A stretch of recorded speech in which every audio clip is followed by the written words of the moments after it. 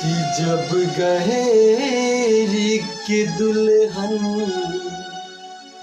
बन गईलू, कि जब गहेरी के दुल्हन बन गईलू तो कहाई पूछलू बर्बादी के। जदि कार्ड भेजवले रहतू त हम जोड़ा भेजबती शादी के। जब गहेरी के दुल्हन बन गईलू तो कहाल पूछलू बर्बादी